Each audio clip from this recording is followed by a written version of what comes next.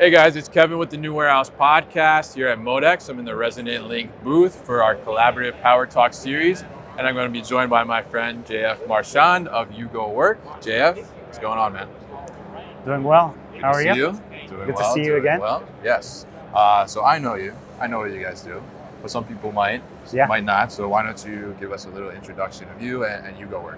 Sure. So I'm with UgoWork. We are designers and manufacturers of lithium-ion products for material handling, forklifts, and we also have a software suite to manage energy, manage the fleets that have the batteries in. My role with the company is managing director of marketing and customer success. All right, great. And definitely focused on lithium ion, and you have a great software product as well, Yugo Pilot. But you also focus on this energy as a service, right? So tell us a little bit about that. What is energy as a service?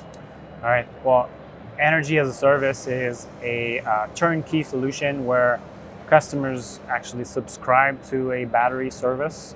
And within that battery service, of course, there's the battery itself, charging station. You've got Wi-Fi access point, the software that you mentioned, Yugo Pilot.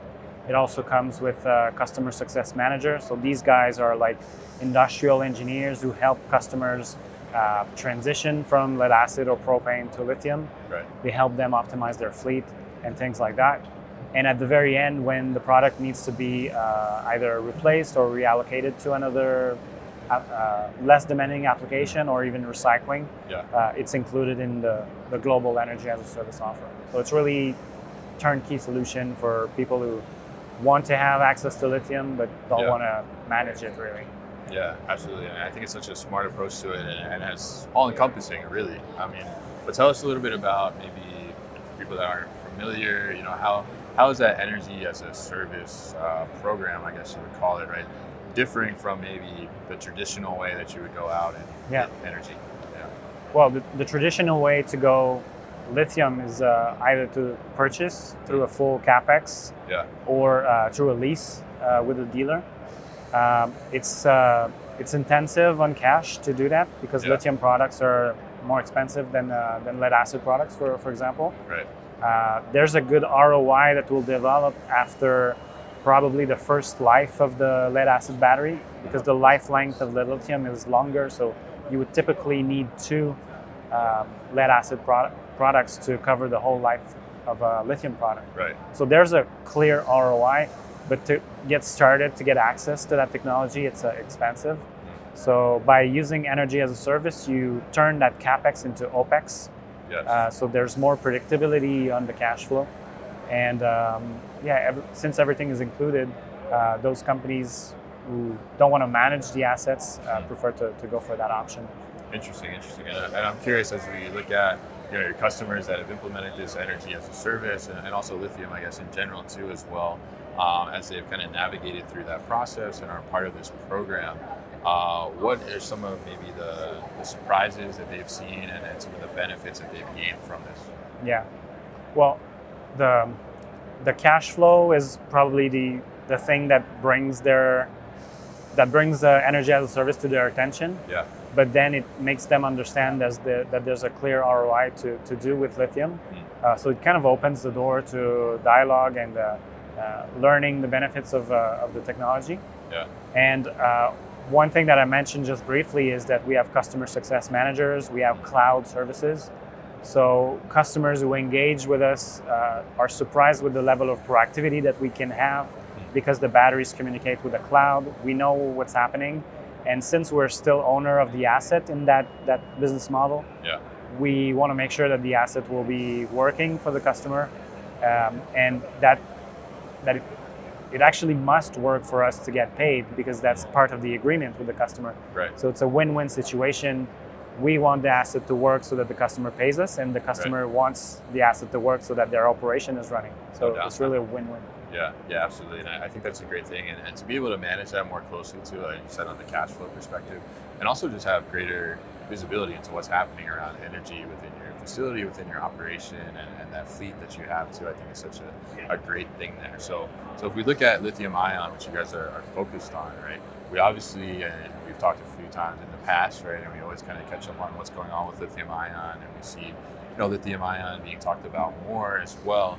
Tell us what's kind of trending in the lithium ion space right now. Well, there are big discussions right now about standardization. So Okay. safety is a big topic with lithium ion. You see on the news cars that catch fire, things like that. So it Yeah. brings up concerns in the market. So we're part of a group, an industry group within MHI called Advanced Energy Council. Yeah. And there's a lot of discussion about which would be or which should be the industry standards in terms of safety. So UL 2580 is the standard that seems to be emerging as the one that will rule them all. Yeah. And it impacts not only battery suppliers, but also the forklift people, because they have to integrate those batteries into their trucks, Yeah. and it has to be safe for the end users globally. So this is something that is happening, the safety. And the other trend, I would say, is the use of data. Yeah. More and more people come to the booth or call us. They inquire about lithium, but then the discussion shifts towards, okay, you've got data, what can I do with that? Yeah. What value can that bring to my operation? And that's one of the biggest differentiators that we see, and one of the reasons why we get picked in the end. Yeah, I think that data is such a key to everything that's going on within the operations world now as well. I mean, the data is kind of floating all around us. I mean, we're technically creating some data right now. I guess there's conversations, we're recording and everything, right? But how do you harness that data and really make decisions around that? I think it's great that you guys have been able to put that together and also put the platform UgoPilot together as well, so you can visualize that data and take some actions around that too. So as we kind of look to the future of UgoWork, the future of lithium ion, what do you think is kind of in store there?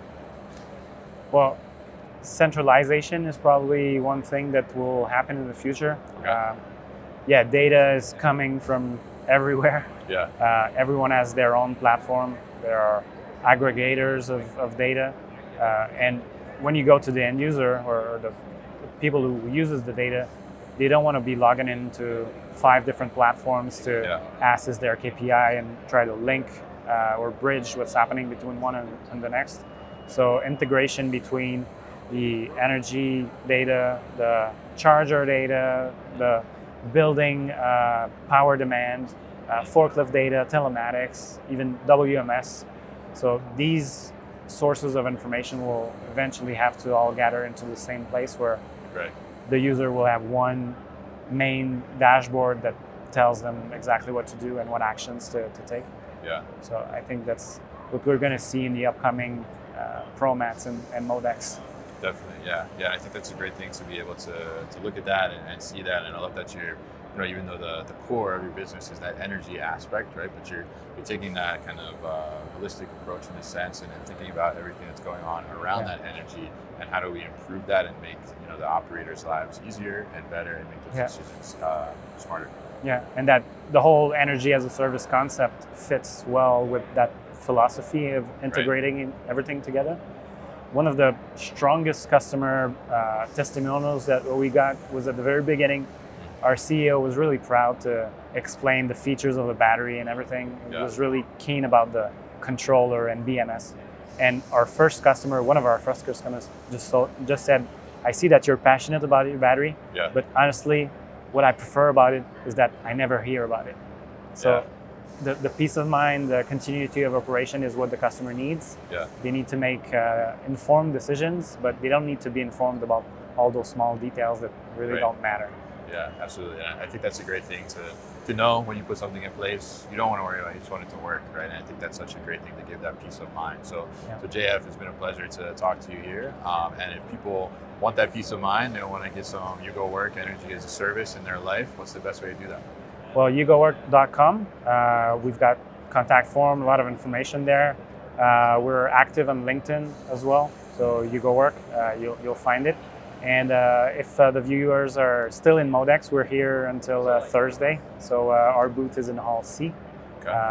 We'll be happy to engage. All right, fantastic. So make sure you check out UgoWork, check out their energy as a service, UgoPilot, and how they're bringing that peace of mind to the energy within your facility. So JF, thank you once again for joining me here. Pleasure, always. Always.